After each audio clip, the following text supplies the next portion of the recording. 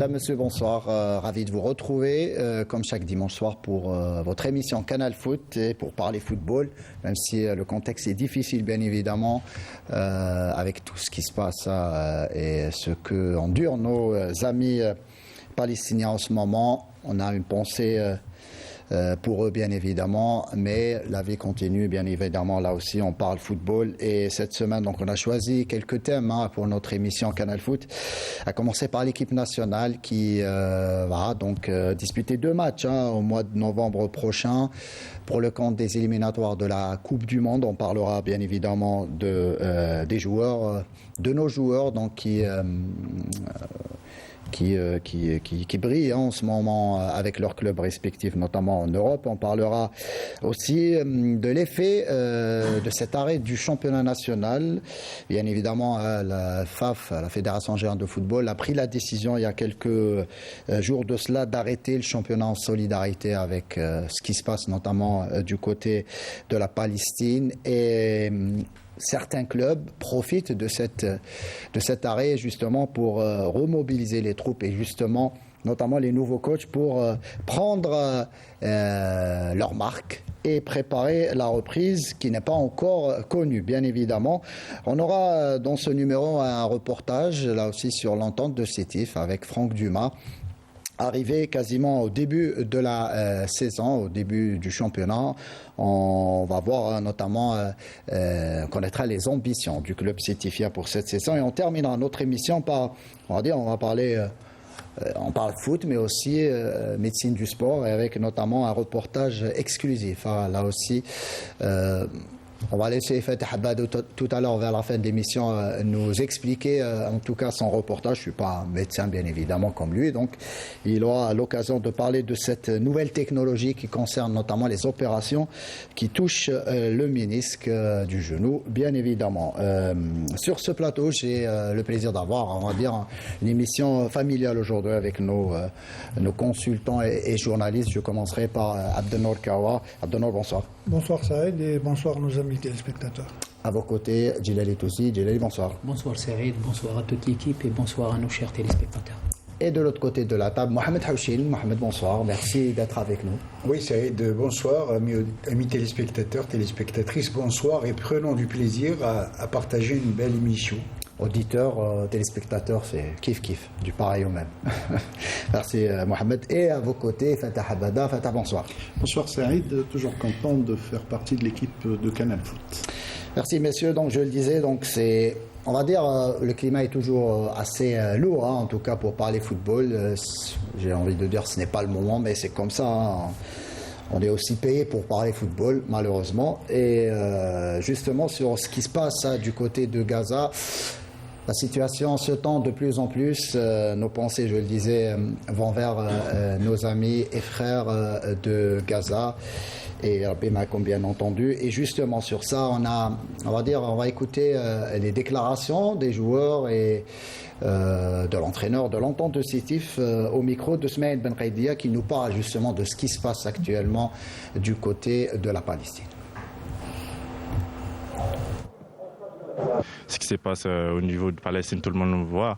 En tant qu'humain, on n'aurait pas souhaité que ça soit dans notre pays, mais on prie pour que tout aille mieux, que voilà, Inch'Allah, que tout se passe bien. أنا كلاعب بالنسبة لي أنا مع قضية فلسطينية وإن شاء الله يحرر أهل غزة وكل العرب اللي موجودين تما في فلسطين والله ينصر القدس العظيم إن شاء الله يا ربي. القضية الفلسطينية يعني من بكري تقدر تقول قضية جزائرية فلسطينية مش سما تخص فلسطين وحدها. من بكري الجزائر سما تدعم فلسطين إن شاء الله ربي يفك حوالهم إن شاء الله وإن شاء الله يعني ربي ينصرهم ودائما الجزائر مع فلسطين. Comme tout Algérien qui يقول كان le fameux dicton que on est مع فلسطين ظالمة ومظلومة. On est de tout cœur avec la Palestine parce que la Palestine c'est génétique, elle est dans nos gènes, et c'est nos grands-parents qui nous ont inculqué la culture de la Palestine.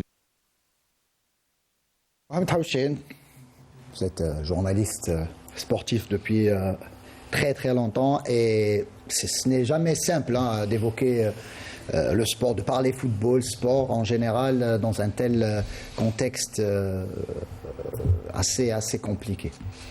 Bah écoutez Saïd, c'est terrible, c'est tragique, c'est dramatique. On peut employer tous les mots, on ne pourra jamais qualifier tel qu'il se doit, tel qu'il se devait, une telle tragédie horrible, atroce, incroyable, qui aurait dit qu'un jour l'humanité pouvait se permettre une telle sauvagerie, c'est comme ça qu'il faut le dire, une telle atrocité. Et assurément, nous ne comprenons pas, en tout cas, comment certaines puissances qui se disent puissances à travers le monde entier ne réagissent pas, ou pire encore cautionnent une telle tragédie. Et ça, l'Algérie a toujours été fidèle en tous les cas au combat palestinien, et aujourd'hui bien évidemment de tout cœur avec les martyrs palestiniens et tous ceux qui continuent en tous les cas à faire face à ce véritable drame, c'est comme ça qu'il faut l'appeler. C'est une hécatombe, plus de 7000 pratiquement 8069 martyrs. Voilà, c'est un chiffre assez dont 3200 enfants. C'est difficile, franchement, c'est compliqué, Rabbi Rahman, mais je le disais, c'est force à eux, ce n'est jamais, on ne peut pas être à leur place, mais évidemment on a une pensée pour eux, et évidemment l'émission leur est dédiée une nouvelle fois, même si on va parler football, mais on a toujours une pensée pour eux. On passe, messieurs, donc à la première rubrique, consacrée donc à l'équipe nationale.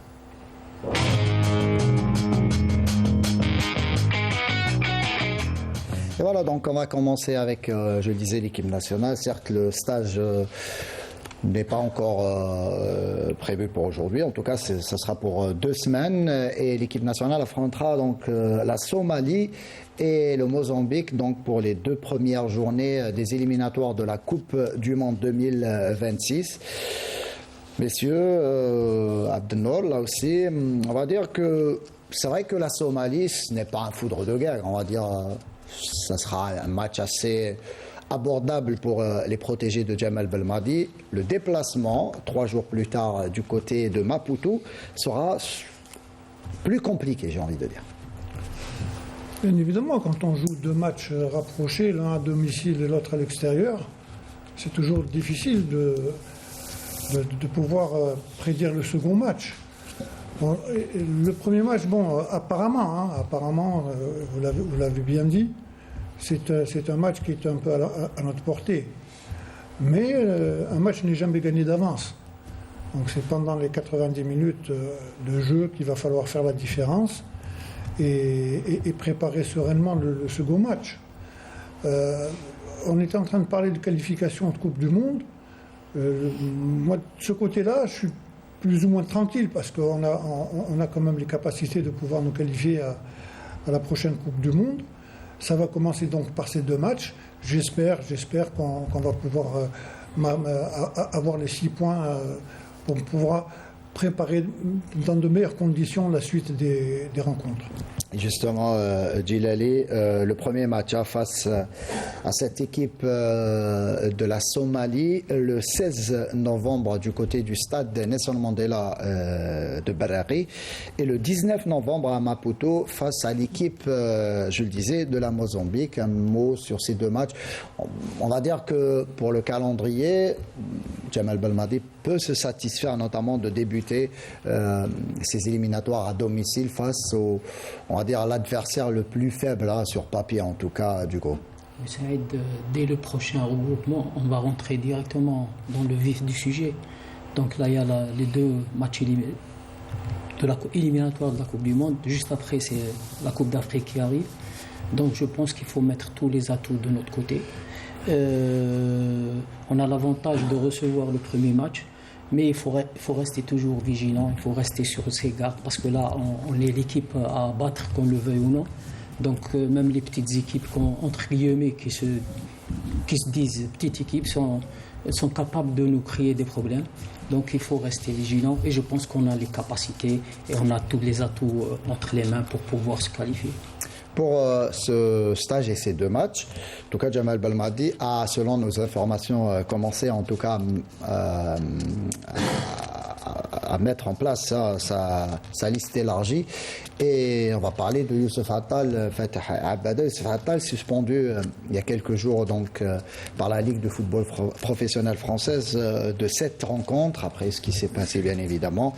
C'est un moment compliqué que traverse l'international algérien, mais selon nos informations, Jamal Belmadi envisage de le convoquer pour le stage de novembre, histoire un petit peu de lui remonter le moral et de lui démontrer que la sélection nationale est à ses côtés. Oui, effectivement, Saïd. En fait, c'est d'une pierre deux coups. D'abord, lui remonter le moral, ensuite lui permettre de rester en forme. Vous savez que sa suspension va commencer à partir du 28 et se terminera, si on compte les 7 matchs, se terminera le 5 décembre. Donc, Youssef Attal ne pourra jouer qu'en Coupe d'Afrique. Donc, c'est très bien qu'il soit avec l'équipe nationale, qu'il soit compétitif, bien sûr, en profitant aussi... Le 5 janvier, vous avez... Le 5 janvier. Voilà, oui, pas le 5 janvier. décembre. Non, le 5 janvier. Ah, j'ai dit décembre. D'accord, oui. Mais à culpa, le 5 janvier. Et donc, il ne pourra jouer aucun match avec son club avant la Coupe d'Afrique. Donc, c'est très important qu'il reste compétitif, bien sûr, en s'associant aussi, comme l'a fait Riyad Mahrez, c'est-à-dire de travailler avec un préparateur physique pour garder la forme. Justement, Abdano, je reviens vers vous. Le cas Youssef Attal peut poser un souci au coach national, notamment en prévision de la CAN, de la prochaine CAN, puisque c'est acté, Youssef Attal ne rejouera plus en championnat de France, en tout cas avant cette Coupe d'Afrique. Même si, on l'a dit la semaine dernière, son contrat devrait être résilié dans les tout prochains jours du côté de Nice. Il pourra en tout cas rebondir lors du mercato hivernal prochain dans un autre club. C'est pas évident. C'est vrai qu'on parle, ça, d'une proposition de prolongation pour une saison. Où ça? À l'OGC Nice. L'OGC Nice est en train officieusement de lui faire une proposition de prolongation. Tout ça, c'est en perspective. C'est en perspective. Il y a eu des dires concernant justement la prolongation de contrat. C'est en perspective de ne pas le céder pour rien. Non mais Abdelnour, dans ce climat actuel du côté de Nice, c'est quasiment impossible de revoir Youssef Attal de nouveau avec le maillot niçois. Vous parlez des difficultés que pourrait connaître Attal. Attal, un joueur comme Attal libre de tout engagement. Il y aura des clubs qui... Beaucoup de prétendants. C'est une évidence. Voilà. Donc, mais pour Jamal Belmadi, comment il doit... Justement, pour revenir au cas de Youssef, il vaut mieux que ce soit une suspension qu'une blessure. Voilà. Parce que s'il était blessé, ça aurait été beaucoup plus compliqué. Donc là, une suspension, le fait de pouvoir le prendre en charge et le préparer physiquement, parce que le plus important, c'est qu'il soit prêt physiquement. On connaît les qualités de Attal. C'est vrai que les matchs ne sont pas... On ne peut pas remplacer un match. Mais en travaillant sérieusement, il y a une date... Bon, il y a les 2 matchs d'abord éliminatoires de la Coupe du Monde. Et puis après, je crois qu'il y a 3 autres matchs amicaux avant... il y aura au minimum 2 matchs amicaux pour préparer la CAN. Avant l'entame de la Coupe d'Afrique. Je pense que Youssef sera prêt pour cela, mais à condition bien évidemment qu'il soit pris en charge par un entraîneur, par un préparateur physique.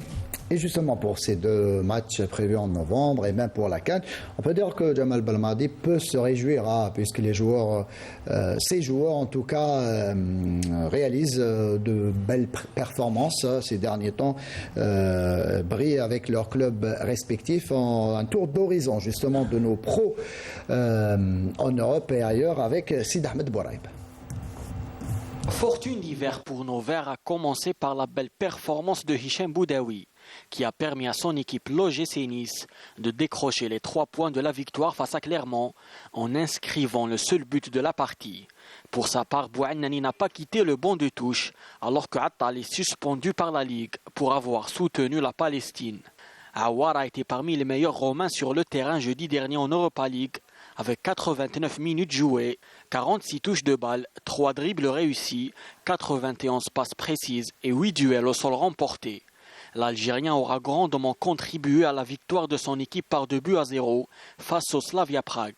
Coéquipiers Al-Gharrafa, Yassine Brahimi et Farid Boulaya ont donné la victoire à leur équipe par 4-3 après avoir inscrit chacun doublé face à Al-Rayyan. Le capitaine des Verts, Riyad Mahrez, a joué tout le match Ahli Hilal et a été passeur sur le seul but de son équipe qui s'est incliné par 3-1. Mandrea, titulaire avec Caen, n'a pas eu grand-chose à faire. Il a encaissé 2 buts sur les 2 premiers tirs cadrés de Valenciennes dans un match qui s'est terminé sur le score de 2 buts partout. Aligné d'entrée avec Kouritiba, Islam Slimani a fait les frais de l'exclusion d'un coéquipier en étant remplacé en fin de première période. Son club perd le match et se dirige vers la 2e division. Ait Nouri et Adem Zorgan ont disputé 90 minutes avec leurs clubs respectifs, Wolverhampton et Charleroi. Voilà donc Mohamed Haouchine, justement, on parlait des joueurs qui sont en train de briller. On va parler d'un joueur en particulier qui n'est plus sélectionné depuis quelque temps, à savoir Yassine Brahimi, qui brille de 1000 feux du côté du championnat qatari avec son club d'Al Gharafa, meilleur buteur du championnat qatari, alors qu'il n'est pas un attaquant de pointe, j'ai envie de dire, c'est plus un meneur de jeu, même si il a eu tendance à marquer tout au long de sa carrière, mais il est sur une forme exceptionnelle. Je pense que le débat est d'actualité pour ce qui est de Yassine Brahimi. La preuve, il est en train de briller avec son nouveau club. Et hier, il a tout simplement été flamboyant face à son ancien club où il a fait basculer le match alors que son équipe était menée au score. Donc aujourd'hui, le débat est instauré. J'ai vu à travers plusieurs chaînes de télévision chez nous en Algérie, on parle du cas de Yassine Brahimi. À juste titre ? Pardon ? À juste titre ? Oui, à juste titre. Dans la mesure où c'est un garçon qui est plein de qualités. Actuellement, il est en train d'exploser, de confirmer son talent au niveau du championnat. Et sur ce plan-là, moi je pense qu'il faut rediscuter du cas Brahimi dans l'intérêt de l'équipe nationale. Il faut le faire. Il faut le faire dans la mesure, on se rappelle, il y a quelques années, toute proportion gardée, on se rappelle 2 fois le retour de Zinedine Zidane en équipe de France. Ça, on se rappelle. Au moment où on se disait à l'époque que sa carrière internationale était derrière lui, il est revenu. Pour Yassine Brahimi, Mohamed, il n'a jamais déclaré qu'il avait raccroché, en tout cas sur le plan international. Là, on dit que comme quoi Djamel Belmadi n'a pas apprécié une de ses sorties médiatiques. Il y a quelques temps de cela, mais j'ai envie de rappeler, si on doit faire la comparaison, on peut parler du cas Andy Delors. On disait que Andy Delors n'allait plus revenir en sélection après ce qui s'est passé avec Djamel Belmadi, mais Belmadi a su passer l'éponge et l'a reconvoqué par la suite. Je pense que pour Brahimi, avec ce qu'il montre, ce qu'il démontre actuellement, son retour en sélection est plus que mérité. Toujours est-il que chacun doit y mettre de son côté, en tout cas pour l'intérêt de l'équipe nationale. Dans la mesure où, si ce joueur est encore performant à un certain niveau, au niveau international, écoutez, Belmadi doit revoir sa copie et pourquoi pas le recycler, le relancer dans le tremplin du football, et on ne dira pas non en tout cas. Un autre joueur suscite là aussi les débats, Emir Sayoud, qui là aussi a marqué un but extraordinaire. Il y a quelques jours de cela, un but maradonesque.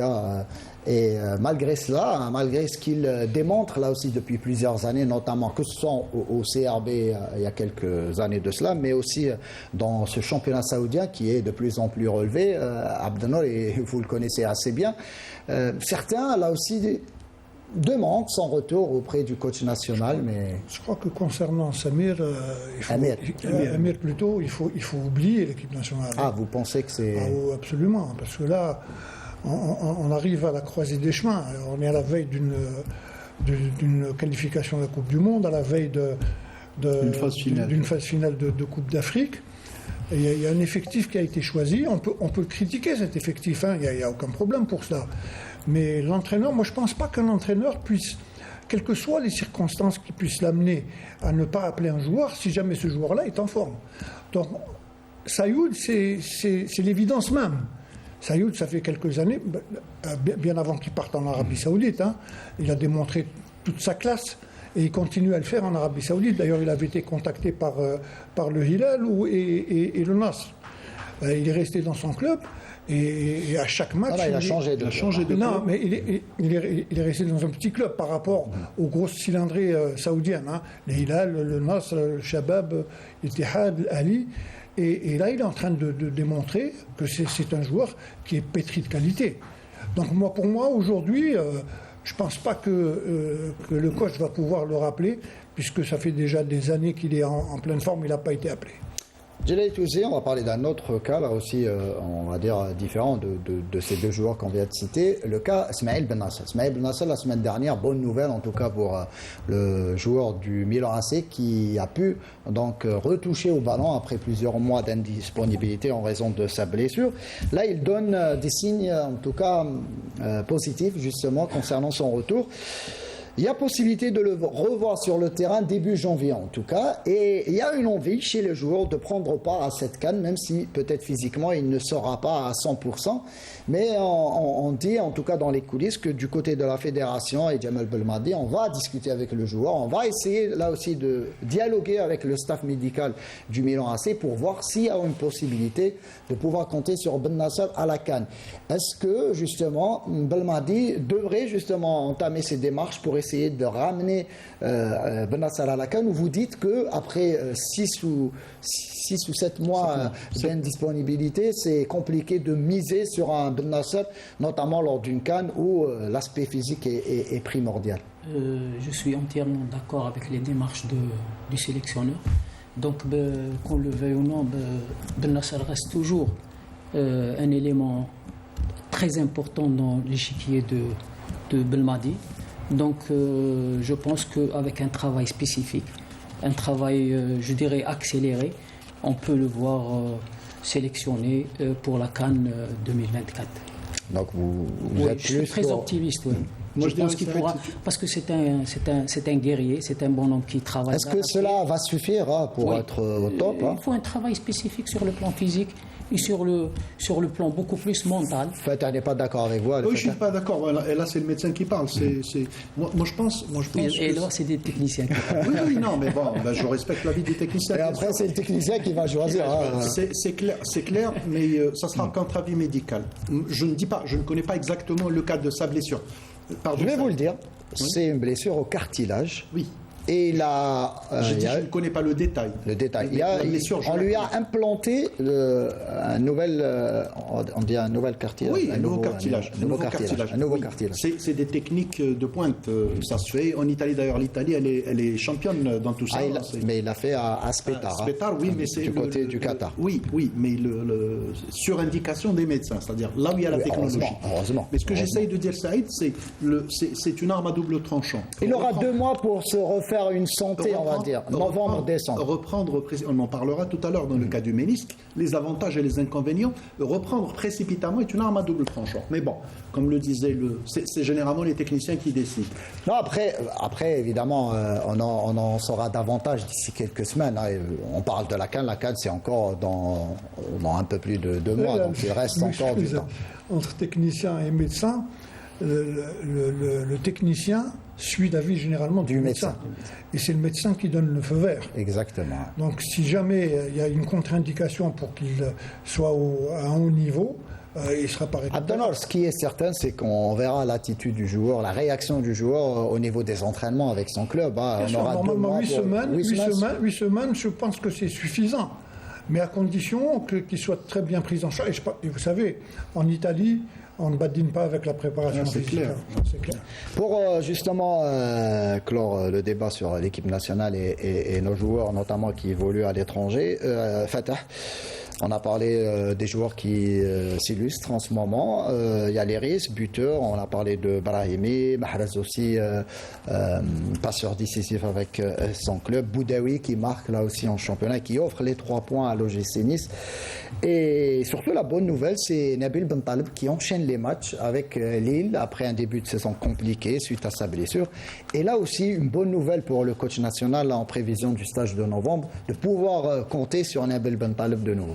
Oui, et c'est une solution de rechange pour ce qu'on était en train de dire tout à l'heure. Par rapport à Ben Nasser, c'est quasiment le même profil. C'est le même profil. C'est le joueur gaucher. Donc, moi, je suis beaucoup plus optimiste pour Nabil Bentaleb, dont la blessure n'était pas très très dangereuse. Il pourra reprendre, surtout sur le plan physique, avec des matchs dans les jambes. C'est une excellente nouvelle pour le sélectionneur national, effectivement. Et ce que je voulais dire, Saïd, si tu permets, bien sûr. Je voulais dire 2 mots. On n'a pas parlé d'un joueur, mais qui est en train de faire le bonheur de son équipe actuellement. Il participe à toutes les victoires. C'est Fels Chaibi.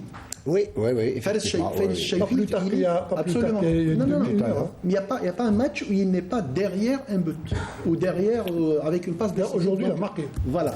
Belle recrue pour l'équipe de l'Eintracht Francfort, Faris Chaibi. C'est un Qui a joueur, joué contre Benzbaini, contre le Borussia exactement, de exact. Et Dortmund. Ben Sebaini, là aussi, qui s'est illustré la semaine dernière, donc en Ligue des Champions européenne, oui, Mohamed. Ça, je voulais dire quand même une grosse satisfaction dans tout ce lot de satisfaction, fort heureusement, c'est le retour de Ryan Aït-Nouri. Dans la mesure où il était blessé, ça fait longtemps, il a même fait l'impasse sur le dernier regroupement de l'équipe nationale. Il avait une blessure à la mâchoire et là, il a repris à la satisfaction de son club, les Wolves. Il est à son 3e match pendant ce mois d'octobre. En tous les cas, c'est une très bonne nouvelle pour l'équipe nationale algérienne. Je vais terminer avec vous, Mohamed Haouchin. Justement, on a parlé de ce match, ce premier match au stade Nelson Mandela de Berraqi, de l'équipe nationale. Donc, il va retrouver ce stade qui était fermé en tout cas pour réhabiliter la pelouse, et la pelouse est en bon état depuis quelques temps. Et en parlant des nouvelles enceintes construites récemment par l'Algérie, on va parler du stade de Tizi Ouzou. On va voir les images. Le stade de Tizi Ouzou, le voilà. Donc il y a eu donc la visite hier du ministre de l'Habitat, Tarek Belaribi. C'était à Tizi Ouzou, Mohamed Haouchin. Ce stade, la JSK, ses supporters l'attendent depuis pas mal d'années maintenant. Le ministre a rassuré tout le monde en disant qu'il est désormais totalement prêt. Il y a eu même des équipements qui ont été réceptionnés hier. Qu'avez-vous à dire justement de Écoutez, très très bonne nouvelle pour le sport, le football algérien d'une manière générale, pour le club de la jeunesse sportive de Kabylie, dans la mesure qu'on nous dit c'est un stade qui était à peu près prêt à 95%, sauf que malheureusement la pelouse s'est dégradée. La canicule qui a eu lieu pendant cet été, la pelouse a pris un sacré coup malheureusement. Sinon, je dois rappeler à tous les téléspectateurs ici donc, qui nous suivent ce soir qu'au mois de juin dernier, nous avons même filmé à des fins techniques la télévision, Canal Algérie, la 3, etc. Un match de l'équipe Espoir de la GS Kabylie contre leurs homologues de l'US Biskra. Vous étiez présente, ça s'est bien passé. On a gardé pour nos archives, bien évidemment. On a fait une couverture technique, n'est-ce pas, sur le plan technique. Je peux vous dire qu'au point de vue conditions de travail pour les journalistes, c'est vraiment du Ça top. change du stade de Tizi Ouzou, du stade premier Je ne novembre. vous le dis pas. Et la pelouse a été magnifique. Les joueurs, j'ai discuté avec eux, les espoirs de la GSK, les espoirs du US Biskra étaient vraiment aux anges que de disputer un match véritable pelouse en velours, j'allais dire. Bien. Ah là, en plus de la pelouse, ce stade est magnifique, hein, qui comprend Je bien crois évidemment. je crois que c'est un des plus beaux stades. Sur le plan esthétique, oui. Apparemment, c'est le plus beau.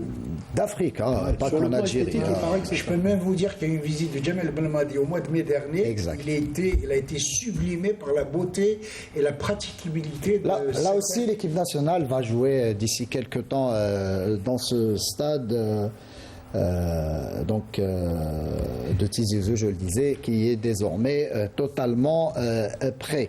Et si on va passer donc à la Ligue 1, donc après ce jingle.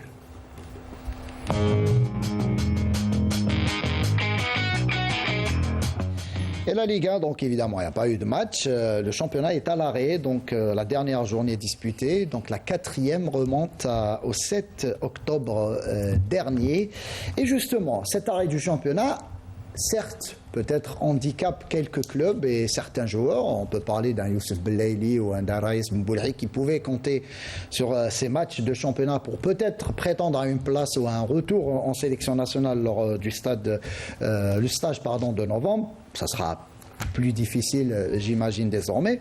Mais il y a des clubs qui se réjouissent, notamment de cet arrêt, notamment les clubs qui ont connu l'arrivée de nouveaux coachs. On va voir le sujet de Riyad Belkhedim et on revient au débat.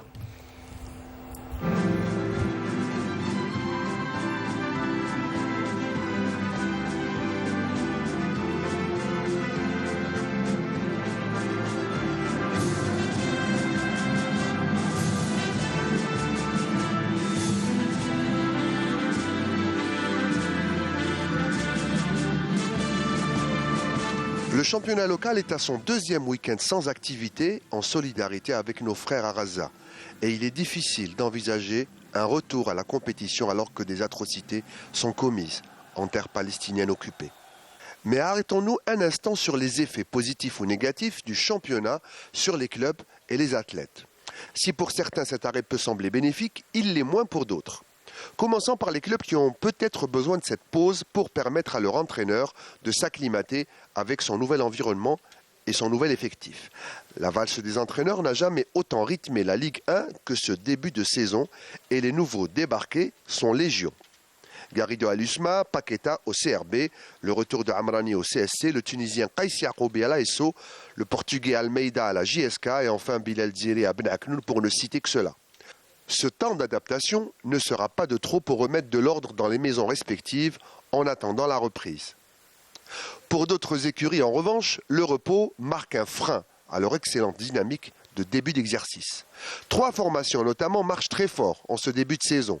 Le Mouloudia d'Alger, le Paradou Athletic Club et Khenchla vont devoir ronger leurs freins et regarder leurs adversaires affûter leurs armes avant la reprise, comme un temps mort pour absorber l'énergie positive des 3 équipes sur le podium. Enfin, certains joueurs locaux susceptibles d'être appelés en sélection par Jamel Belmadi en prévision de la CAN ivoirienne peuvent faire une croix, sauf miracle, sur la CAN avec le prochain stade déjà décisif à la mi-novembre. Des joueurs comme Belaïli, Belamri ou encore Raïs Mboulhi ne pourront peut-être pas vivre une Coupe d'Afrique des Nations. Les prochaines semaines nous diront à qui aura été bénéfique cet arrêt ou pas. Abdelnour, la question de Riyad Belkhadim, qu'avez-vous à répondre? C'est vrai, bon, il a pratiquement résumé un peu tout ce qui est positif et négatif dans ce championnat depuis le début de saison. Bon, c'est vrai qu'il y a le Mouloudia, le Paradou et Khenchla qui carburaient pratiquement à fond. Mais il ne faut pas oublier que plus de 12 équipes avec Schleuf, je crois, ont changé d'entraîneur. Donc quand il y a un nouvel entraîneur qui arrive, il lui faut du temps pour pouvoir d'abord connaître la majorité de ses joueurs et comment adapter un schéma de jeu qui puisse être bénéfique pour l'équipe. Donc pour certaines équipes, ça a été bon. Disons que c'est une aubaine entre guillemets, hein, une aubaine forcée. Oui. Mais qui leur permet de pouvoir travailler davantage et essayer d'améliorer ce qu'il y a à améliorer. Mais moi je pense que de toutes les façons, quels que soient les nouveaux entraîneurs qui sont arrivés, il y a eu des effectifs qui ont été choisis depuis le début de saison, donc ces entraîneurs ne pourront faire qu'avec l'effectif qui est en place. Mais moi, je reste persuadé moi que cette année, on va revoir pratiquement les mêmes équipes en haut du tableau, à savoir le CRB, le Mouloudia d'Alger, le Paradou, Khenchla, l'USMA peut-être, Sétif entre guillemets qui n'a pas encore dit son dernier mot, mais c'est une bonne chose pour certaines équipes et pour d'autres non. Djilali, justement, au niveau de la préparation, vous êtes technicien, c'est compliqué quand on fait une préparation estivale de 8 semaines jusqu'à 10 semaines, débuter le championnat, et après quasiment un mois et demi, même pas, c'est un mois, quasiment, le championnat est à l'arrêt, un arrêt forcé. Au niveau du microcycle, notamment de préparation, c'est compliqué. C'est compliqué. On peut scinder le problème en deux. Il y a des équipes qui sont sur des courbes ascendantes. C'est des équipes qui sont sur une dynamique de Moi, je voudrais rester sur la préparation. On a écouté Abdelnour sur justement ça. Au niveau, quand on est coach, que ce soit pour un club qui carbure ou pour un autre, comment on doit gérer cette situation, sachant que les joueurs se sont déjà préparés de manière intense durant, il y a quelques semaines de cela, le championnat a débuté le 14 septembre. Déjà, il y a un travail important sur le plan psychologique, surtout pour les équipes qui ont bien entamé le championnat. Donc, bien entamer le championnat et rester non compétitif pendant 2 ou 3 semaines. Donc, il y a un travail spécifique qui doit se faire sur le plan mental. Il y a aussi des microcycles, moi je dirais, de choc, des microcycles où il faut travailler beaucoup plus les matchs amicaux, chercher des sparring partenaires pour pouvoir garder la même dynamique et garder la même forme physique aussi. Il y a des équipes qui ont mal entamé le championnat. Il y a des équipes qui ont fait des préparations en retard, à l'exemple du MCO. Donc c'est une aubaine pour eux de refaire la préparation et d'être dès la reprise à la forme optimale. Je vais avoir là aussi l'avis du journaliste, l'un des deux. En tout cas, Mohamed, on a parlé des Riyad à juste titre, a cité les nouveaux coachs. Bon, pour Amrani, il connaît le championnat, il connaît les joueurs. Ce n'est pas un souci d'arriver assez tardivement du côté du CSC. Pour d'autres clubs, à l'image notamment de l'USMA avec Garrido ou surtout la JS Kabylie avec Almeida. Almeida, un Portugais qui connaît, j'ai envie de dire, rien du tout du championnat algérien. Et notamment qui ne connaît pas son effectif. Donc c'est, on va dire, une occasion bénie pour le technicien portugais de pouvoir notamment découvrir ses joueurs et justement mettre en place sa stratégie de jeu. Oui, c'est connu. En tout cas, c'est un véritable casse-tête pour tous les techniciens. Bon, il est arrivé cette situation exceptionnelle, elle est là, on ne peut pas faire autrement, bien évidemment. Mais alors après, vous l'avez si bien dit, après une préparation estivale, on a travaillé sur le foncier, on s'en a parlé de microcycle, la compétition qui démarre, et puis hop, ça stoppe. C'est pas facile de redémarrer la machine, de remotiver d'abord le joueur sur le plan psychologique, mais aussi en matière de préparation. La seule solution réside dans le fait qu'il faut disputer le plus grand nombre de matchs amicaux. Je prends l'exemple de la JS Kabylie avant-hier, avec un effectif aussi étoffé, 2 matchs amicaux le même jour. Le matin, la JS Azazga qui joue en division interrégion, et l'après-midi, le SCAF El Khamis en Ligue 2. Bon, c'est ce qu'il faut en tout cas, sauf que je dois signaler cet après-midi, j'ai lu à travers la presse que l'équipe du Moulide de Béjaïa s'est déplacée pour un match amical, qu'on pourrait même faire jouer à huis clos, pourquoi pas, qui s'est déplacé à Akbou sur invitation, et là, les autorités locales ont interdit le déroulement de cette rencontre. C'est inadmissible. Ça, c'est assez bizarre hein, quand on prend une telle décision. Effectivement, Mohamed, c'est vrai que le championnat est à l'arrêt par respect à nos amis et frères palestiniens. C'est vrai qu'il n'y a pas cette envie de jouer des matchs ou bien de profiter ou de vibrer pour les matchs de Liga, mais ne pas autoriser des matchs de préparation, c'est absurde. Oui, Je voudrais juste rajouter 2 mots. Dans la planification annuelle d'un technicien, la forme physique n'est atteinte qu'à partir de la 6e, 7e journée. Donc si on joue 3-4 journées, on s'arrête, donc il y a tout un travail. Il y a cassure. Il y a cassure, effectivement. Et on va écouter justement sur cet arrêt du championnat, on va suivre ce reportage réalisé, ce long format en tout cas réalisé par notre ami Smaïl Ben Qaidia qui s'est déplacé à Sétif pour aller à la rencontre notamment de l'entente de Sétif avec, on va dire, un club qui a connu pas mal de chamboulements hein, avec l'arrivée cet été, l'été dernier donc de Sonalgaz comme actionnaire principal, on va dire, de ce club sétifien, et la nomination sur le tas d'un coach qui connaît là aussi le championnat algérien, à savoir Franck Dumas. Reportage signé Smaïl Ben Qaidia, et on revient au débat. Depuis l'arrivée du championnat de Ligue 1, l'entente sétifienne est en train de peaufiner sa préparation, grandement perturbée par le chamboulement de l'effectif et le changement du staff technique à la faveur d'un programme spécialement concocté pour rattraper le retard. Pour moi, ça tombe bien parce qu'il y a pas mal de choses à travailler. Il y a du rattrapage au niveau physique, et puis ça nous permet aussi de travailler au niveau de la stratégie. Voilà, on en a besoin. Donc pour moi c'est un bien. J'ai vu le premier match qu'ils ont fait et il y a eu un changement sur le deuxième match. On venait à Chouïa et un changement encore plus fort contre le Mouloudia, même si on rencontrait le Mouloudia. La décision c'était de jouer, de ne pas prendre en compte le résultat, de ne pas avoir peur. Et là-dessus, j'ai été agréablement surpris. Il y a eu des bonnes choses, des moins bonnes, bien sûr. Donc c'est pour ça que ce temps de repos nous permet aussi de rééquilibrer, de retrouver un équilibre, et puis trouver un équilibre au niveau des postes. Parce qu'il faut connaître les joueurs, il faut les mettre dans les bonnes dispositions. On fait quelques changements de postes, donc ça a l'air de marcher. J'en suis ravi. Et on prend notre mal en patience et on bosse bien tous les jours. L'objectif du club, déjà, c'est la stabilité. D'accord ? Il y a un projet des jeunes, il y a beaucoup de jeunes. Donc, quand vous travaillez avec les jeunes, il faut un peu de temps. C'est ce que j'ai toujours dit. Il faut l'expliquer aussi aux supporters, c'est important. Voilà. Le grand Sétif n'a pas disparu, il est simplement en sommeil. Et il reviendra. Laissez-nous du temps.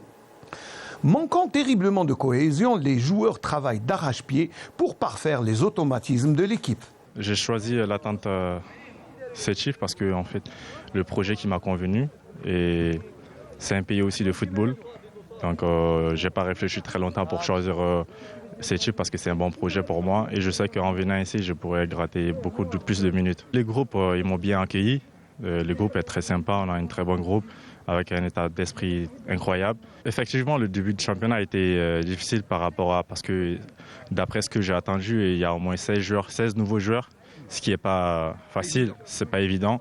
Donc pour un coach, il faut vraiment qu'il travaille dessus. Et voilà, c'est pas facile, mais on fait avec, on travaille dur et pour retrouver un groupe solide et pour pouvoir être au haut du tableau. هاد لا بيريود هادي اللي رانا نفوتوا فيها وين بدات لا شامبيون وين لعبنا 3 ماتش و ريست ماتش ا دوميسيل مازالنا بون شامبيون زاد توقفت نورمالمون هذا الحاجه ما راحش في صالحنا وين اشاك فوا تبدا شامبيونا وتعاود تكاس لي ريتم هذاك اللي تاع لونطون تاع شامبيونا هذه حاجه ماشي مليحه علينا مي على كل حال لازم نتاقلموا مع لي بروغراماسيون تاع لا شامبيونا تاعنا ورانا نخدموا في هذه لا بيريود اللي رانا حابسين فيها مع لي ستاف شاك فوا كيفاش شاك سيمان كيفاش نخدموا خطره بي كوتيديان خطره سيمان نورمال افيك لي ماتش اميكال اللي رانا نديروهم التشكيله تاع لونطون تغيرت بنسبه 90% وين كاع لي جوار جدد كاع ما نعرفوش بعضنا لازم وقت باش تكون هذيك لا كوليزيون في ليكيب الحمد لله بدات تجي لا كونفيونس بلي جوار بدات تصرى هذيك لا كوليزيون بيان الحمد لله ما في لونطون تاع شامبيونا في الشامبيونا ان شاء الله مع لي ماتش راح بينو وجه اخر ان شاء الله. لو جروب يخدم مع لونترينور يعني جديد هذا اللي راه يعاون فينا رانا نابليكيو معاه سما واش رانا نخدموا واش راه يدير لنا اسمع بتيت بتي ان شاء الله دوك نحكموا رواحنا ان شاء الله ودائما لونطونت هكذا في البدايه دائما يقول لك هاي الامور مش مليحه وليكيب دائما تتبدل سما هذاك ومن بعد تلقى روحك تحكم روحك في لافان سيزون فهمتني في اسمع قبل ما تكمل الميركاتو قبل ما نكملوا لافان سيزون دائما نلعبوا لي بريمي رول. Sur le plan administratif, l'entente sétifienne souffle grandement depuis l'épuration des dettes et la mise en place d'un projet de restructuration du club. Je tiens à remercier le groupe Sonalgaz et à leur tête, monsieur le PDG, qui est en train d'œuvrer à la bonne marche de l'équipe Tana, de l'équipe Talentante. L'équipe a été endettée. Si ce n'est pas Sonelgaz qui a payé toutes les dettes on n'aurait dit pas si ce n'est pas l'apport de Sonelgaz qui a pris tout en charge. Déjà, les grands chantiers ont déjà commencé. Par exemple, l'installation, la construction du centre de formation. Et même nous, déjà, on a anticipé sur le centre de formation. Nous, on a déjà, nos jeunes, ils sont installés au niveau de l'école nationale des sports. Et déjà, il y a une prise en charge totale de ces joueurs, de nos joueurs, surtout les jeunes. Les jeunes, ils sont pris totalement en charge d'une manière pécuniaire, prise en charge logistique, tout a été pris en charge. Et je remercie Fanny, les gens qui ont contribué à cette opération. Je cite le DTS Iridir et ses collaborateurs Zorgan, Borahdi et tout ce qui a fait travailler avec pour la réussite de cette opération. Je lance un appel aux supporters parce que on peut pas fabriquer une équipe du jour au lendemain. Bon, c'est une équipe jeune, il faut l'attendre, il faut patienter. Mais Inch'Allah, l'avenir sera radieux, Inch'Allah, avec cette équipe-là. Merci à Smaïl Benraïdia pour ce grand format, en tout cas, un reportage là aussi du côté de Sétif. On l'a écouté à Abdelnor, notamment Franck Dumas qui a parlé de cette trêve forcée, notamment. C'est l'occasion pour lui de un petit peu charger les batteries et mettre en place sa stratégie, notamment. Ouais, il faut pas oublier que Franck Dumas est arrivé quand même en début de saison. Hein. Quasiment à la veille du début du championnat. À la veille du championnat. Donc c'est vrai que cette trêve lui permet de pouvoir peaufiner son travail beaucoup plus facilement. Parce que là, s'il devait jouer chaque semaine, ça aurait été beaucoup plus compliqué pour Sétif. Mais là, ce qu'on vient de voir comme reportage, d'abord, moi, je suis très content de voir Boulahdilat au niveau de la direction technique. C'est quelqu'un qui mérite d'abord. Et je pense que cette année, Sétif va déjà, il en a parlé, hein, ils sont en train de préparer leur centre de formation. Et Sétif, il faut le souligner, c'est une des meilleures équipes algériennes. Hein. Il y a eu la JSK, Sétif, le Mouloudia d'Alger, le CRB, l'USMA. Donc c'est pratiquement, bon, en parlant de l'MCO, etc., mais ce sont des clubs qui ont marqué le football algérien. Notamment sur la scène africaine. Sur la scène africaine, et Sétif a quand même marqué de son empreinte le football africain. Justement, sur cette saison, comment voyez-vous la saison de l'entente, hein, et c'est vrai qu'il y a eu un départ assez, on va dire, poussif. Il y a eu ce revers dès la première journée du côté de Khenchla. Il y a eu ce match extraordinaire, j'ai envie de dire, malgré la défaite face au Mouloudia d'Alger, 5 buts à 3. Il y a eu beaucoup de spectacles. Est-ce que vous pensez que Sétif, avec l'effectif dont elle dispose, et un Duma qui connaît assez bien le championnat national, peut aller loin cette saison? Il ne faut pas oublier, Saïd, que cette équipe renferme d'excellents joueurs, talentueux et jeunes. Peut-être il manque d'expérience, ça a été démontré contre le Mouloudia. Ils ont fait jeu égal. Ils ont pratiqué un jeu plaisant, porté vers l'offensive. Donc je pense que pour cette année, ça sera une année transitoire. Il y a un nouvel organigramme, il y a une nouvelle vision, il y a une nouvelle ère depuis l'arrivée de Sonegaz. Donc je pense que cette équipe de l'entente va faire mal prochainement. Et avant de vous donner la parole, hein, Fatah Habad, d'ici quelques minutes, hein, puisqu'on aura bien évidemment le temps de bien discuter, vous et moi en tout cas, sur le reportage exclusif, hein, que vous avez réalisé, sur le plan médical bien évidemment. Restez avec nous, hein, notamment les médecins, pour voir ce qu'a réalisé pour nous Fatah Habada. Mohamed Haouchine, là aussi, Djilali a parlé de l'apport de Sonelgaz. On est d'accord pour dire que ces entreprises publiques ont fait du bien à nos clubs. Il y a eu le CRB du Z, on a vu ce qu'a apporté le groupe MADA à ce club. L'USMA, là aussi, avec Serport. Le Mouloudia d'Alger, on espère bien évidemment la Sonatrach, et là avec notamment la réception prochaine du centre d'entraînement et le centre de formation de Zeralda. Du côté de Sétif, là aussi, une bonne nouvelle. Et du stade de Douéra aussi. Le stade, c'est beaucoup plus, c'est l'État, hein, qui l'a construit, mais ce qui est bien pour une fois, et la Sonatrach a enfin, en tout cas depuis toutes ces années-là, a pu concrétiser ce centre de formation. Vous l'avez bien dit, enfin. Oui, enfin, bien évidemment, puisque le Mouloudia a été, on va dire, c'est l'un des clubs pionniers en championnat à pouvoir bénéficier d'une société nationale. Moi, j'applaudis dès demain. Il était temps que l'État, et c'est tant bien en tous les cas pour le football algérien, que les pouvoirs publics soient impliqués en tous les cas dans la relance du football algérien. Il faut accompagner... Notamment les grands clubs. Hein. Écoutez, un club comme la JSK, l'entente de Sétif, c'était des clubs qui souffraient. On a lancé il y a quelques années le professionnalisme algérien alors qu'on n'était pas prêt. Il faut qu'on se le dise. Les clubs n'avaient pas les moyens de leur politique. Et maintenant que toutes ces sociétés viennent accompagner, mais d'une façon judicieuse. Autrement dit, il ne faudrait pas qu'il y ait un gaspillage des deniers publics, dans la mesure où il faut gérer tel qu'il se doit cet argent dans la gestion des clubs tout au long de l'année, mais aussi dans l'investissement de la formation à travers la réalisation de centres de formation.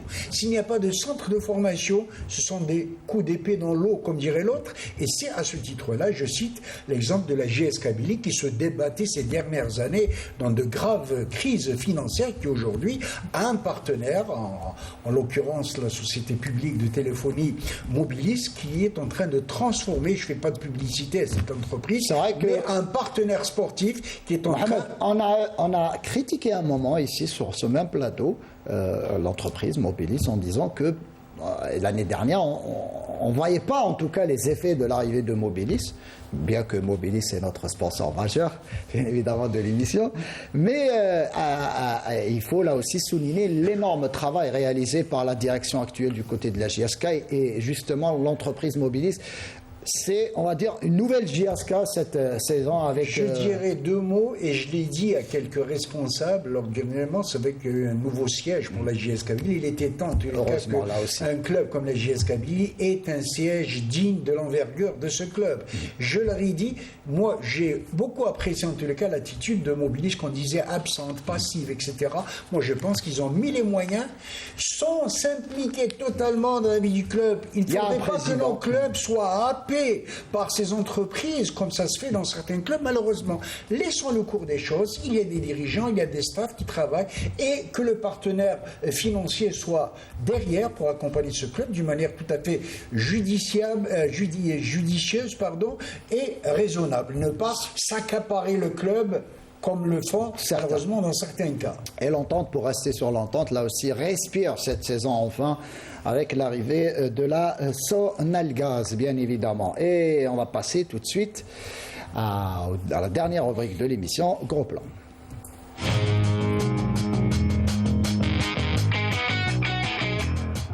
Et sans plus tarder, je donne la parole à notre ami Fatah Abada, puisque c'est un sujet qui le concerne en tout cas. Fatah, parlez-nous de ce reportage exclusif que vous avez réalisé. Alors, très bien, merci. Donc, Saïd, c'est suite à un contact avec ce médecin, ce jeune médecin, ce brillant médecin. Je le signale, je signe, je souligne en rouge, je colore en jaune. Persiste. Et j'encadre en vert, docteur Hamza Lossif.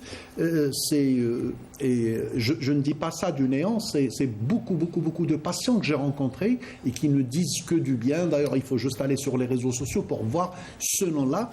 C'est quelqu'un qui n'a pas hésité à introduire cette nouvelle technique. Alors, le traitement du ménisque, c'est connu, c'est la résection méniscale est devenue avec les années quelque chose de banal. Oui. Il a un problème de ménisque. On enlève le ménisque, le problème est réglé. Est-ce qu'il est réglé justement au final Pour un non-sportif, oui.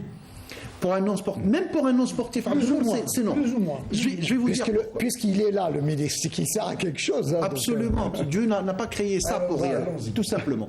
Et donc, lui, il a ayant suivi beaucoup de formations, beaucoup de congrès et tout, il a vu que maintenant, à l'étranger, on essaye de préserver. Le ménisque est là, et il est là pour quelque chose. Vous allez le voir sur le reportage, il est là pour quelque chose. Pourquoi ne pas préserver ce ménisque? Et les statistiques sont là. On voit le reportage Saïd et je répondrai à toutes vos questions. Le genou est une articulation essentielle dans la vie de tous les jours, puisqu'elle nous permet de marcher, monter un escalier ou pratiquer un sport. Elle relie le fémur au tibia. Ces surfaces articulaires sont recouvertes de cartilage, mais la forme du fémur est comparable à 2 roues accolées. Le tibia est relativement plat. Il faut donc 2 amortisseurs pour améliorer le contact. Les ménisques, leur rôle est stratégique dans le bon fonctionnement du genou. Ces organes en forme de croissant servent à la fois de stabilisateur de l'articulation et d'amortisseur. Ils permettent ainsi aux os de bien s'emboîter et de bien glisser entre eux, évitant ainsi une usure prématurée des cartilages. Le ménisque, c'est un fibrocartilage qui se trouve entre le tibia et le fémur. Donc ce fibrocartilage sert à protéger contre les frottements du cartilage du fémur et du cartilage du tibia, et en même temps, c'est un des éléments stabilisateurs du genou. On a une surface ronde sur une surface plate, donc c'est instable naturellement. Le ménisque sert à stabiliser tout ça. Malmenés lors de certains sports ou usés avec l'âge, les ménisques sont à l'origine de nombreuses douleurs du genou, dont le traitement diffère en fonction de l'âge du patient et de la nature de la lésion qui touche cet organe fragile et lent de quelques centimètres. La lésion d'un ménisque chez un patient de 15 à 30 ans intervient de façon subite pendant la pratique d'une activité sportive, à la suite d'un mauvais positionnement ou d'une trop forte sollicitation du genou au cours de l'effort. Une douleur vive survient alors. Le genou peut également se bloquer complètement lorsqu'un morceau conséquent du ménisque se déchire. Une prise en charge en urgence est alors indispensable. La lésion méniscale, on a 3 types de lésions méniscales généralement. La lésion méniscale de type 1, c'est une lésion méniscale qui cicatrise si on laisse le temps faire, si on prend du repos, si on arrête l'activité sportive. La lésion grade 2, elle a plutôt tendance à se transformer en lésion de grade 3 et toutes les lésions de grade 3 sont chirurgicales quand il s'agit bien sûr de la pathologie du jeune sportif. Le cartilage est fragile, les ménisques aussi. Ils peuvent se fissurer ou se déchirer à partir de la quarantaine ou s'user. Mais ils peuvent aussi subir des lésions traumatiques chez les sujets plus jeunes. Dans les 2 cas, le sport, notamment sur un terrain dur, est un facteur important. Une fente se crée dans le ménisque et un fragment plus ou moins important peut s'en détacher et parfois venir se bloquer dans le genou. C'est un patient de 21 ans qui a eu un traumatisme sportif, donc qui a causé chez lui une rupture du ligament croisé associée à une lésion du ménisque, une lésion de grade 3, donc une lésion à réparer.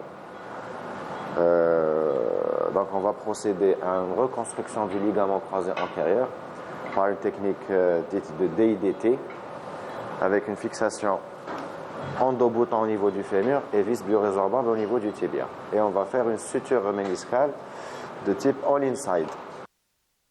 Les patients jeunes ont un cartilage en bon état, d'où la possibilité de réparer les ménisques pour les sauver, grâce aux évolutions récentes de la chirurgie orthopédique.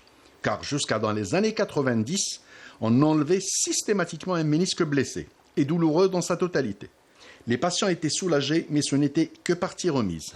L'ablation du ménisque, méniscectomie totale, accélérait l'usure des cartilages du tibia et du fémur. Et même s'il vivait parfaitement sans ménisque, un footballeur par exemple, pouvait très bien finir sa carrière 10 à 20 ans plus tard selon l'état du ligament croisé antérieur. Les douleurs apparaissent. Aujourd'hui, les chirurgiens s'efforcent de suturer le ménisque si la lésion est dans une zone qui le permet, en périphérie par exemple. Dans le cas contraire, ils retirent le morceau déchiré, c'est ce qu'on appelle une méniscectomie partielle. Quel que soit l'âge, le diagnostic associe un examen clinique et un examen radiologique. L'IRM est nécessaire au diagnostic. Elle permet de décrire la lésion du ménisque et de rechercher des lésions associées, en particulier du cartilage ou des ligaments croisés.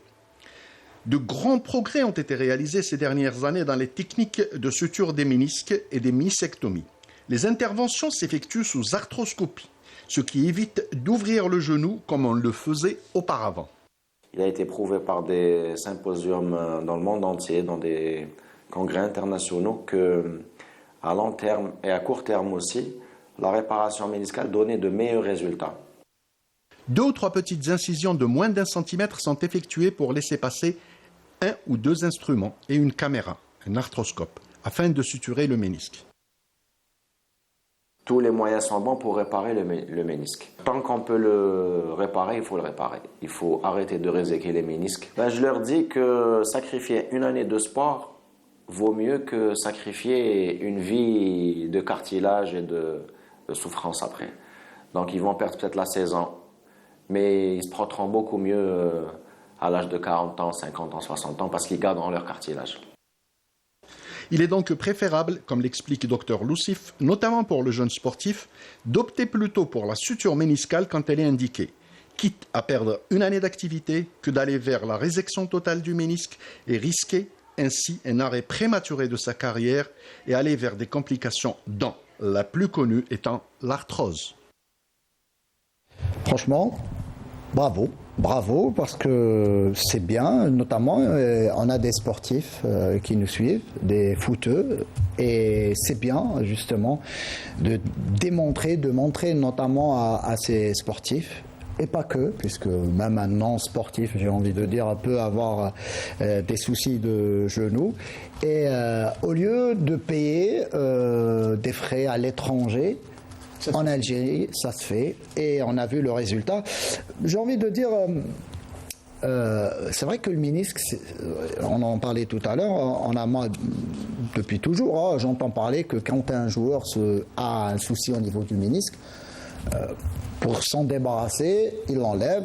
Il a 21 jours, 3 semaines quasiment d'arrêt. Il reprend, il termine sa carrière. Et vous l'avez même dit dans ce reportage, il peut aller jusqu'à 10, 15, voire 20 ans de compétition et de pratique sportive par la suite. Mais il y a cette importance d'avoir le ménisque, si on peut le guérir, si je peux utiliser le terme. En fait, Saïd, c'est aussi simple que ça. En enlevant le ménisque, ça sera un frottement d'os sur os, c'est-à-dire le fémur sur le tibia. Il n'y aura plus quelque chose pour garder. Et le risque là, c'est quoi ? C'est l'arthrose à long terme. Ce que m'a raconté, par exemple, le docteur Loussif, il a opéré un confrère, qui est un orthopédiste aussi, du problème on le disait tout à l'heure avec Abdelnour. Alors c'est systématique. Quand il y a une lésion du ligament croisé, c'est accompagné systématiquement d'une lésion méniscale. L'inverse n'est pas vrai. Mais quand il est obligé, on ne peut pas toucher au ligament croisé sans faire ça. Donc il a opéré un orthopédiste de 60 ans, tenez-vous bien, 60 ans, qui a repris l'activité sportive, qui est en train de jouer des matchs actuellement. Donc le risque, quand on fait une résection, c'est vrai qu'il reprend tout de suite, le résultat il est immédiat, mais il ne pourra pas aller très très loin parce qu'à force il finira par avoir des douleurs après carrière. Et ensuite c'est l'arthrose. Saïd, le résultat est là. Je connais beaucoup de footballeurs qui n'arrivent même plus à faire la prière correctement. Il s'assied sur une chaise pour faire la prière. Pourquoi ? Parce qu'il ne peut pas plier le genou. Et donc c'est ça l'avantage d'une... Et on a un ancien joueur justement. À l'époque, le ménisque était une opération lourde. Oui, parce que l'arthroscopie n'existait pas, donc c'était les grosses ouvertures, le temps de récupération. Sauf que ces dernières années, c'était une opération assez bénigne. Oui, tout à fait. Même si c'était de la grosse chirurgie. Il y a eu un gros progrès concernant justement toutes sortes d'interventions justement chez les sportifs. Aujourd'hui, une lésion méniscale, généralement, qu'est-ce qu'on disait ? On disait après 15 jours, on pouvait reprendre là. Mais si on fait une réparation, c'est beaucoup plus long. Mais c'est beaucoup plus avantageux. C'est-à-dire en durée de vie, si on fait une réparation du ménisque, on a une durée de vie beaucoup plus longue que si jamais il y a une résection directement. En tout cas, moi je rejoins Abdelnour, sauf que je vais ajouter juste quelque chose. Il est vrai qu'il y a quelques années, ménisque pour un footballeur, c'était lourd comme intervention.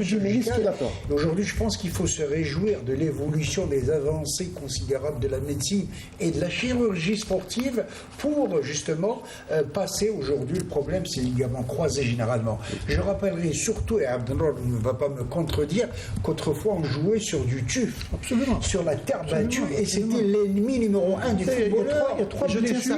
Je tiens Saïd à rappeler encore une fois que ça a été exclusif pour Canal Algérie. C'est la première fois qu'une suture méniscale est filmée au bloc. On a l'habitude de faire des interventions de résection, de filmer tout ça, mais couverture pour une suture, c'est-à-dire pour une réparation méniscale, c'est exclusif pour la télévision algérienne. Vous savez, il y a quelque temps de cela, enfin à notre époque ou bien avant, il y a 3 blessures qui étaient vraiment très difficiles à prendre en charge. C'était le ménisque, bien entendu, les ligaments croisés et surtout le problème d'adducteur. Là, à un moment donné, tous les joueurs, surtout quand il y a eu le gazon artificiel. Donc les problèmes d'articulation également. Vous avez parlé du TIF, justement, le TIF qu'on a la Bobé Boukele, donc c'est... Mais je l'ai dit, le reportage, c'était des surfaces dures. C'est ça. Et le gazon artificiel n'est pas là pour aider... Le TIF était meilleur que le tartan. Voilà, le tartan... Quand on parle de gazon artificiel, c'est parce qu'on a eu, nous, à notre époque. Le stade du 5 juillet en 72, c'était du tartan. Et le tartan n'est pas du tout comparable au gazon artificiel. Vos genoux, ils sont bien. J'ai eu des problèmes, comme tous les joueurs à l'époque. Et beaucoup de joueurs ont arrêté leur carrière à des complications méniscales à l'époque. C'est important. Eh bien, c'est la technologie, en tout cas. Le TIF permettait aussi de s'aguerrir sur le plan technique. Non, c'est sur le TIF. À l'époque, quand on tombait sur du TIF, ça faisait mal. Développer les qualités techniques. Un tac sur du TIF, il n'y a pas de... Surtout pour les anciens gardiens de but. Oh là là. Mais pour un joueur de champ, non. Le contrôle, la passe, le tacle. Et je profite donc de cette occasion, Saïd, pour remercier encore une fois le docteur Loussif qui a bien. On espère le ramener un jour on le ramènera pour sur un le débat. plateau. On a ramené par le passé des médecins. Tout à fait. Et donc, ce sera. C'est pas évident d'ouvrir le bloc Saïd pour une équipe technique. C'est vraiment pas évident. On le remercie. De faire petit, mais bon, ils ont été très gentils. C'est gentil. Je les remercie encore une fois. Et voilà, on va pas lui faire de la pub, il faut payer pour la pub, mais son cabinet se trouve à Arbatash. Donc pour ceux ou celles qui sont intéressés, en tout cas, on peut retrouver le médecin, il n'y a pas de souci. Tout simplement, il faut demander juste son nom, Dr Loussif Hamza. Du côté de Arbatash. Absolument. On ira faire un tour prochainement. Bien sûr. Merci Fatah Yatek Sahara, en tout cas, pour ce beau reportage. Oui, Abdenour. Moi, je voulais juste terminer, avant de terminer l'émission, présenter mes condoléances, puisqu'on vient d'en parler juste avant l'émission. Selguian, ancien gardien de but de Schleff et qui était international, on a fait pas mal de stages ensemble en équipe nationale, vient de décéder. Donc Allah yarhamou et mes sincères condoléances à toute la famille.